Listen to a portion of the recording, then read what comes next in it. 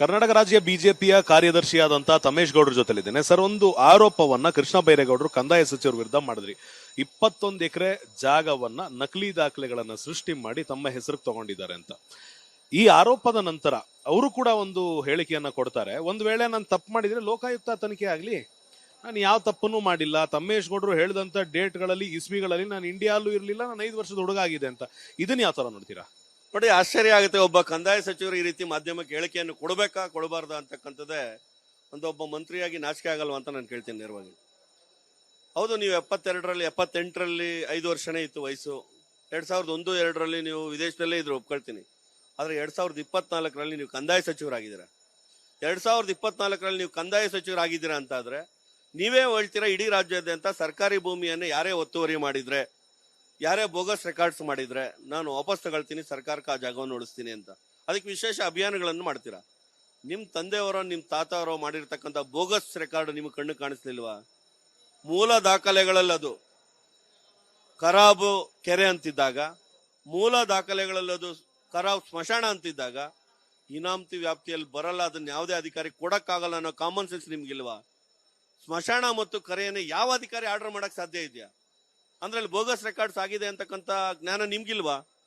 ಅವ್ರು ಹೇಳ್ತಿರೋದು ತನಿಖೆ ಆಗ್ಲಿ, ಲೋಕಾಯುಕ್ತ ತನಿಖೆನೇ ಆಗ್ಲಿ, ಯಾವಾಗ ಸತ್ಯ ಬರುತ್ತೆ ಸತ್ಯವನ್ನು ಪಾಲಿಸ್ತೀವಿ. ಸರ್, ನಾನೀಗ ಅದನ್ನೇ ಹೇಳ್ತಿರೋದು ಸರ್.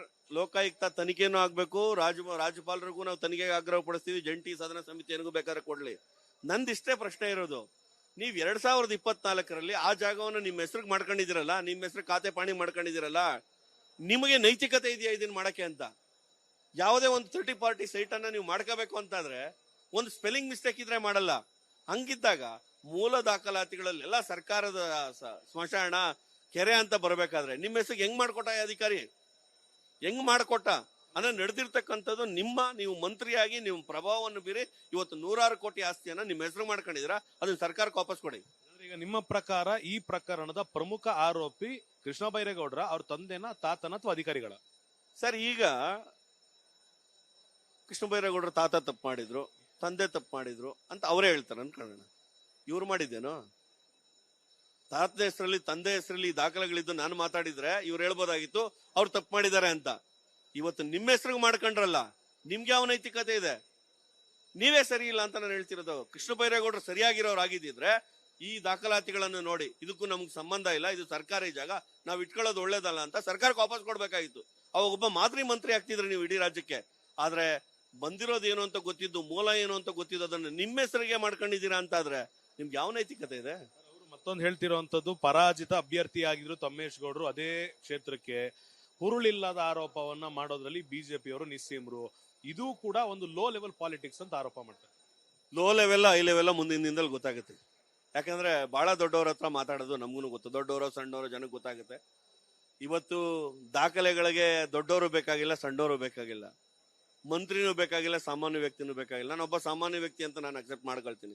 ಯಾಕಂದ್ರೆ ನನಗೂ ಕೂಡ ಬ್ಯಾಟರಾಯನಪುರ ವಿಧಾನಸಭಾ ಕ್ಷೇತ್ರದಲ್ಲಿ 1,22,000 ಜನ ಮತದಾರರು ನನಗೆ ಓಟ್ ಕೊಟ್ಟಿದ್ದಾರೆ. ಆ ದಾಖಲೆಗಳು ಅದಕ್ಕೆ ಬೇಕಂತದ ಉತ್ತರವನ್ನು ಕೊಡ್ತದೆ. ಯಾವ ವ್ಯಕ್ತಿ ಇವತ್ತು ಅಹಂನಿಂದ, ಅಧಿಕಾರದ ಅಹಂನಿಂದ ಮಾತಾಡ್ತಾರೋ ಅವ್ರು ಮಾತಾಡ್ಲಿ, ಅವ್ರಿಗೆ ಒಳ್ಳೇದಾಗ್ಲಿ. ಇವತ್ತು ಏನು ಅವ್ರು ಕೊಟ್ಟಿದಾರಲ್ಲ ಹೇಳಿಕೆ ನಮ್ಮ ಪೂರ್ವಜರದು ಅಂತ, ಅದಕ್ಕೆ ಉತ್ತರವನ್ನ ಮುಂದಿನ ದಿನದಲ್ಲಿ ಅವರೇ ಕೊಡ್ಬೇಕಾಗುತ್ತೆ. ಕೊನೆಯದಾಗಿ, ಇದು ಒಂದೇ ದಾಖಲೆನ ಅಥವಾ ಕೃಷ್ಣ ಬೈರೇಗೌಡರು ಈ ತರ ಜಮೀನು ಕಬಳಿಕೆ ಮಾಡಿದಾರೆ ಅಂತ ನೀವು ಆರೋಪ ಮಾಡ್ತಿರಲ್ಲ, ಇದ್ರದ್ದು ಸೀರೀಸ್ ಏನಾದ್ರು ಇದೆಯಾ? ಸರ್, ಇದು ಮೊದಲನೇ ಹಂತದಲ್ಲಿ ಸನ್ಮಾನ್ಯ ಕೃಷ್ಣ ಬೈರೇಗೌಡರ ಮೂಲ ಊರಿನ ದಾಖಲೆಗಳನ್ನ ನಾನು ಇವತ್ತು ಬಿಡ್ತಾ ಇದ್ದೀನಿ. ಬ್ಯಾಟರಾಯನಪುರ ವಿಧಾನಸಭಾ ಕ್ಷೇತ್ರದಲ್ಲಿ ಸುಮಾರು 3,000 ಎಕರೆ ಇವತ್ತು ಗೋಮಾಳ ಇಲ್ಲ, ಸರ್ಕಾರಿ ಜಾಗ ಇಲ್ಲ. ಅದಕ್ಕೆ ಕಾರಣಕರ್ತರು ಯಾರು ಕಳೆದ 18 ವರ್ಷದಿಂದ ಅಂತಕ್ಕಂಥದ್ದು ಇಡೀ ಬ್ಯಾಟರಾಯನಪುರಕ್ಕೆ ಗೊತ್ತಿದೆ. ಯಾರ್ಯಾರು ಇದರಲ್ಲಿ ಭಾಗಿಯಾಗಿದ್ದಾರೆ ಅಂತಕ್ಕಂಥದ್ದನ್ನ ಮುಂದಿನ ದಿನದಲ್ಲಿ ಧಾರಾವಾಹಿ ರೀತಿ ಬಿಡ್ತೀನಿ. ಧಾರಾವಾಹಿ ರೀತಿ ದಾಖಲೆಗಳ ಸಮೇತ ಹೇಳಿದ್ರಲ್ಲ, ಪರಾಜಿತ ಅಭ್ಯರ್ಥಿ ವಿರೋಧ ಪಕ್ಷವಾಗಿ ನನ್ನ ಜವಾಬ್ದಾರಿಯನ್ನ, ನನ್ನ 1,22,000 ಜನ ಮತದಾರರು ಏನ್ ಕೊಟ್ಟಿದಾರಲ್ಲ ಅವರು ಗೌರವ ಕೊಡಿಸ್ತಕ್ಕಂಥ ಕೆಲಸವನ್ನ, ಇವ್ರ ಯೋಗ್ಯತೆಯನ್ನ ಬೀದಿಗಾಗ್ತದೆ. ಇಷ್ಟ ಆಯಿತು ತಮೇಶ್ ಗೌಡರ ಮಾತು. ಕ್ಯಾಮರಾ ಪರ್ಸನ್ ಸದಾನಂದ್ ಬಿರಾದಾರ್ ಜೊತೆ ಅಭಿಷೇಕ್ ಬಿವಿ, ರಿಪಬ್ಲಿಕ್ ಕನ್ನಡ, ಬೆಳಗಾವಿ. ಕರ್ನಾಟಕ ರಾಜ್ಯ ಬಿಜೆಪಿಯ ಕಾರ್ಯದರ್ಶಿಯಾದಂತಹ ತಮೇಶ್ ಗೌಡ್ರ ಜೊತೆಲಿದ್ದೇನೆ. ಸರ್, ಒಂದು ಆರೋಪವನ್ನ ಕೃಷ್ಣ ಬೈರೇಗೌಡರು ಕಂದಾಯ ಸಚಿವರ ವಿರುದ್ಧ ಮಾಡಿದ್ರಿ. 21 ಎಕರೆ ಜಾಗವನ್ನ ನಕಲಿ ದಾಖಲೆಗಳನ್ನ ಸೃಷ್ಟಿ ಮಾಡಿ ತಮ್ಮ ಹೆಸರಿಗೆ ತಗೊಂಡಿದ್ದಾರೆ ಅಂತ.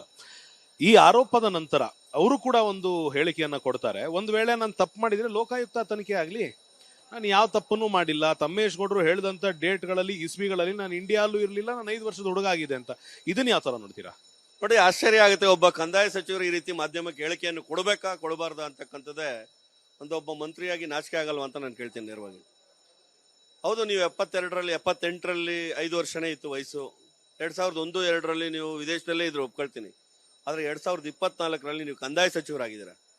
2024ರಲ್ಲಿ ನೀವು ಕಂದಾಯ ಸಚಿವರಾಗಿದ್ದೀರಾ ಅಂತ ಆದ್ರೆ ನೀವೇ ಹೇಳ್ತೀರಾ, ಇಡೀ ರಾಜ್ಯಾದ್ಯಂತ ಸರ್ಕಾರಿ ಭೂಮಿಯನ್ನು ಯಾರೇ ಒತ್ತುವರಿ ಮಾಡಿದ್ರೆ, ಯಾರೇ ಬೋಗಸ್ ರೆಕಾರ್ಡ್ಸ್ ಮಾಡಿದ್ರೆ ನಾನು ವಾಪಸ್ ತಗೊಳ್ತೀನಿ, ಸರ್ಕಾರಕ್ಕೆ ಆ ಜಾಗವನ್ನು ಉಳಿಸ್ತೀನಿ ಅಂತ. ಅದಕ್ಕೆ ವಿಶೇಷ ಅಭಿಯಾನಗಳನ್ನು ಮಾಡ್ತೀರಾ. ನಿಮ್ ತಂದೆಯವರೋ ನಿಮ್ ತಾತವರೋ ಮಾಡಿರ್ತಕ್ಕಂಥ ಬೋಗಸ್ ರೆಕಾರ್ಡ್ ನಿಮ್ಗೆ ಕಣ್ಣು ಕಾಣಿಸ್ಲಿಲ್ವಾ? ಮೂಲ ದಾಖಲೆಗಳಲ್ಲಿ ಅದು ಖರಾಬು ಕೆರೆ ಅಂತಿದ್ದಾಗ, ಮೂಲ ದಾಖಲೆಗಳಲ್ಲಿ ಅದು ಖರಾಬ್ ಸ್ಮಶಾನ ಅಂತಿದ್ದಾಗ, ಇನಾಮತಿ ವ್ಯಾಪ್ತಿಯಲ್ಲಿ ಬರಲ್ಲ, ಅದನ್ನ ಯಾವುದೇ ಅಧಿಕಾರಿ ಕೊಡಕ್ಕಾಗಲ್ಲ ಅನ್ನೋ ಕಾಮನ್ ಸೆನ್ಸ್ ನಿಮ್ಗಿಲ್ವಾ? ಸ್ಮಶಾನ ಮತ್ತು ಕರೆಯನ್ನು ಯಾವ ಅಧಿಕಾರಿ ಆರ್ಡರ್ ಮಾಡಕ್ ಸಾಧ್ಯ ಇದೆಯಾ? ಅಂದ್ರೆ ಅಲ್ಲಿ ಬೋಗಸ್ ರೆಕಾರ್ಡ್ಸ್ ಆಗಿದೆ ಅಂತಕ್ಕಂಥ ಜ್ಞಾನ ನಿಮ್ಗಿಲ್ವಾ? ಅವ್ರು ಹೇಳ್ತಿರೋದು ತನಿಖೆ ಆಗ್ಲಿ, ಲೋಕಾಯುಕ್ತ ತನಿಖೆನೇ ಆಗ್ಲಿ, ಯಾವಾಗ ಸತ್ಯ ಬರುತ್ತೆ ಸತ್ಯವನ್ನು ಪಾಲಿಸ್ತೀವಿ. ಸರ್, ನಾನೀಗ ಅದನ್ನೇ ಹೇಳ್ತಿರೋದು ಸರ್. ಲೋಕಾಯುಕ್ತ ತನಿಖೆನೂ ಆಗ್ಬೇಕು, ರಾಜ್ಯಪಾಲರಿಗೂ ನಾವು ತನಿಖೆಗೆ ಆಗ್ರಹ ಪಡಿಸ್ತೀವಿ, ಜಂಟಿ ಸದನ ಸಮಿತಿಯನಿಗೂ ಬೇಕಾದ್ರೆ ಕೊಡ್ಲಿ. ನಂದಿಷ್ಟೇ ಪ್ರಶ್ನೆ ಇರೋದು, ನೀವ್ 2024ರಲ್ಲಿ ಆ ಜಾಗವನ್ನು ನಿಮ್ಮ ಹೆಸರಿಗೆ ಮಾಡ್ಕೊಂಡಿದ್ದೀರಲ್ಲ, ನಿಮ್ಮ ಹೆಸರು ಖಾತೆ ಪಾಣಿ ಮಾಡ್ಕೊಂಡಿದ್ದೀರಲ್ಲ, ನಿಮಗೆ ನೈತಿಕತೆ ಇದೆಯಾ ಇದನ್ನ ಮಾಡಕ್ಕೆ ಅಂತ? ಯಾವುದೇ ಒಂದು 30 ಪಾರ್ಟಿ ಸೈಟ್ ಅನ್ನ ನೀವು ಮಾಡ್ಕೋಬೇಕು ಅಂತಾದ್ರೆ ಒಂದು ಸ್ಪೆಲ್ಲಿಂಗ್ ಮಿಸ್ಟೇಕ್ ಇದ್ರೆ ಮಾಡಲ್ಲ. ಹಂಗಿದ್ದಾಗ ಮೂಲ ದಾಖಲಾತಿಗಳಲ್ಲೆಲ್ಲ ಸರ್ಕಾರದ ಸ್ಮಶಾನ ಕೆರೆ ಅಂತ ಬರಬೇಕಾದ್ರೆ ನಿಮ್ಮ ಹೆಸರಿಗೆ ಹೆಂಗ್ ಮಾಡ್ಕೊಟ್ಟ ಅಧಿಕಾರಿ? ಹೆಂಗ್ ಮಾಡ್ಕೊಟ್ಟ? ಅಂದ್ರೆ ನಡೆದಿರ್ತಕ್ಕಂಥದ್ದು ನೀವು ಮಂತ್ರಿಯಾಗಿ ನೀವು ಪ್ರಭಾವವನ್ನು ಬೀರಿ ಇವತ್ತು 100 ಕೋಟಿ ಆಸ್ತಿಯನ್ನ ನಿಮ್ಮ ಹೆಸರು ಮಾಡ್ಕೊಂಡಿದ್ದೀರಾ, ಅದನ್ನ ಸರ್ಕಾರಕ್ಕೆ ವಾಪಸ್ ಕೊಡಿ. ಈಗ ನಿಮ್ಮ ಪ್ರಕಾರ ಈ ಪ್ರಕರಣದ ಪ್ರಮುಖ ಆರೋಪಿ ಕೃಷ್ಣ ಬೈರೇಗೌಡರ ಅವ್ರ ತಂದೆನ, ತಾತನ ಅಥವಾ ಅಧಿಕಾರಿಗಳ? ಸರ್, ಈಗ ಕೃಷ್ಣ ಬೈರೇಗೌಡರ ತಾತ ತಪ್ಪು ಮಾಡಿದ್ರು, ತಂದೆ ತಪ್ಪು ಮಾಡಿದ್ರು ಅಂತ ಅವರೇ ಹೇಳ್ತಾರೆ ಅನ್ಕೊಳ್ಳೋಣ. ಇವ್ರು ಮಾಡಿದ್ದೇನೋ? ತಾತನ ಹೆಸರಲ್ಲಿ ತಂದೆ ಹೆಸರಲ್ಲಿ ದಾಖಲೆಗಳಿದ್ದು ನಾನು ಮಾತಾಡಿದ್ರೆ ಇವ್ರು ಹೇಳ್ಬೋದಾಗಿತ್ತು ಅವ್ರು ತಪ್ಪು ಮಾಡಿದ್ದಾರೆ ಅಂತ. ಇವತ್ತು ನಿಮ್ಮ ಹೆಸರಿಗೆ ಮಾಡ್ಕೊಂಡ್ರಲ್ಲ, ನಿಮ್ಗೆ ಯಾವ ನೈತಿಕತೆ ಇದೆ? ನೀವೇ ಸರಿ ಇಲ್ಲ ಅಂತ ನಾನು ಹೇಳ್ತಿರೋದು. ಕೃಷ್ಣ ಬೈರೇಗೌಡರು ಸರಿಯಾಗಿರೋರು ಆಗಿದ್ದಿದ್ರೆ ಈ ದಾಖಲಾತಿಗಳನ್ನು ನೋಡಿ, ಇದಕ್ಕೂ ನಮ್ಗೆ ಸಂಬಂಧ ಇಲ್ಲ, ಇದು ಸರ್ಕಾರಿ ಜಾಗ, ನಾವ್ ಇಟ್ಕೊಳ್ಳೋದು ಒಳ್ಳೇದಲ್ಲ ಅಂತ ಸರ್ಕಾರಕ್ಕೆ ವಾಪಸ್ ಕೊಡ್ಬೇಕಾಗಿತ್ತು. ಅವಾಗ ಒಬ್ಬ ಮಾದರಿ ಮಂತ್ರಿ ಆಗ್ತಿದ್ರೆ ನೀವು ಇಡೀ ರಾಜ್ಯಕ್ಕೆ.